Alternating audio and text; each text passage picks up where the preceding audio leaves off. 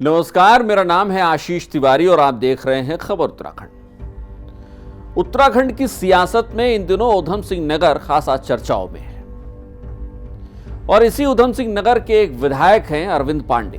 पांडे जी भी आजकल एक बार चर्चाओं में फिर से आ गए। हालांकि जिस वजह से पांडे जी फिलहाल चर्चाओं में आए हैं, शायद वो चाहते नहीं रहे होंगे कि इस वजह से वो चर्चाओं में आए, लेकिन आ तो गए हैं।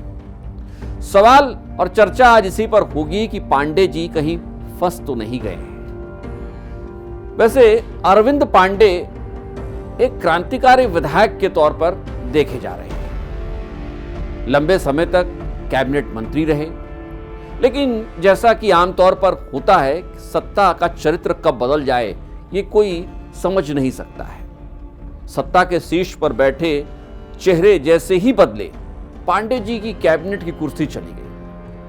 पांडे जी बड़ी कोशिश करते रहे कि शायद उनको कैबिनेट से बुलावा आ जाए, लेकिन धामी सरकार में उन्हें कैबिनेट से बुलावा आया ही नहीं। फोन ही नहीं आया कि कैबिनेट में आपकी कुर्सी तय हो गई है, आइए और बैठ जाइए। पांडे जी इंतजार करते रहे।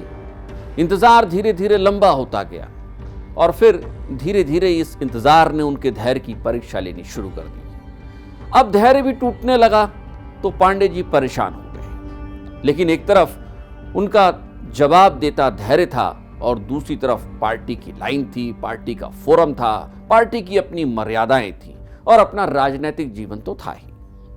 पांडे जी बड़े परेशान। अब पांडे जी को एक ही रास्ता सूझा कि वो चुपचाप तो नहीं बैठ सकते हैं, लिहाजा कुछ तो यलगार करेंगे। लेकिन ये यलगार होगा कैसे? पांडे जी ने धीरे धीरे सरकार के खिलाफ आवाज उठानी शुरू की। हालांकि ये आवाज उन्होंने बेहद संयमित तरीके से उठाई और लगभग हर बार वो आलोचनाओं के ही माध्यम से सरकार पर सवाल उठाते रहे। लेकिन इशारा तो उनकी पार्टी भी समझ रही थी और सरकार भी समझने लगी थी। पांडे जी आलोचना करते रहे और इस इंतजार में बैठे रहे कि शायद एक दो आलोचनाओं के बाद शायद उनका नंबर आ जाएगा और कैबिनेट में उनकी जगह तय हो जाएगी। लेकिन ऐसा फिर भी नहीं हुआ। और अब जब ये लगभग तय हो चुका है कि कैबिनेट में अब विस्तार होना ही नहीं है, तो पांडे जी का धैर्य अब लगभग जवाब दे चुका है। अब उनको पार्टी की लाइनें भी नहीं दिख रही होंगी, पार्टी की मर्यादाएं भी समझ में नहीं आ रही होंगी और यही वजह है कि पांडे जी ने एकदम से मोर्चा खोल दिया। लेकिन अरविंद पांडे का यह मोर्चा खोलना सरकार को भी खूब समझ में आया और इसी बीच एंट्री होती है अरविंद पांडे के खिलाफ एक बुजुर्ग महिला की। वो बुजुर्ग महिला आरोप लगाती है कि अरविंद पांडे ने उनके साथ लीज की शर्तों का उल्लंघन किया है और जितनी जमीन लीज की शर्तों के अनुसार ली जानी चाहिए थी, उससे कहीं ज्यादा जमीन उन्होंने कब्जा कर रखी है। यह महिला अचानक फ्रेम में आती है और उसके बाद अपने बेटे के साथ वो प्रशासनिक अधिकारियों के दफ्तर के सामने धरने पर बैठ जाती है। इस बात का भी ऐलान करती है कि अगर विधायक से उनकी जमीन को छुड़वाया नहीं गया तो वो आत्महत्या कर लेगी। जाहिर सी बात है कि अरविंद पांडे के लिए ये पूरा घटनाक्रम बिल्कुल अविश्वसनीय था और अचानक आया हुआ हमला था।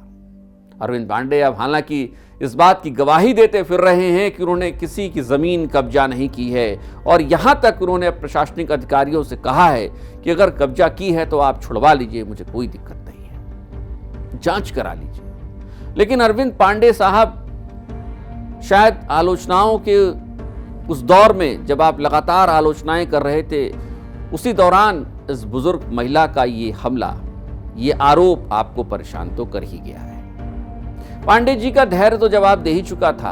अब लगता है कि पार्टी ने उन्हें इस बात का इशारा कर दिया है कि पांडे जी अब शायद अगले विधानसभा चुनाव में आपका टिकट भी नहीं होने वाला है, क्योंकि जो हालात हैं और जो घटनाक्रम है वो यही बता रहे हैं कि शायद पांडे जी इस क्रांति में फंस गए हैं और कैबिनेट की कुर्सी पर बैठने की जो उनकी इच्छा थी, उस इच्छा ने उनकी पार्टी से उनकी दूरी को बढ़ा दिया है। ऊधम सिंह नगर का ये नेता फिलहाल चर्चाओं में है। दिनेशपुर, बाजपुर के आसपास के इलाकों में चर्चाएं हैं कि कहीं ऐसा तो नहीं है कि 2027 के चुनाव में बीजेपी अरविंद पांडे की जगह किसी और को चेहरा बनाकर उतारने वाली है। कहीं टिकट कटा है और कहीं मर्यादाएं टूट रही हैं। सवाल बड़ा दिलचस्प है कि कहीं पांडे जी फंस तो नहीं गए?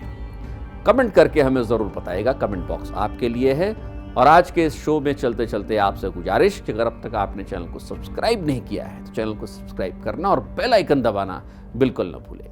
नमस्कार।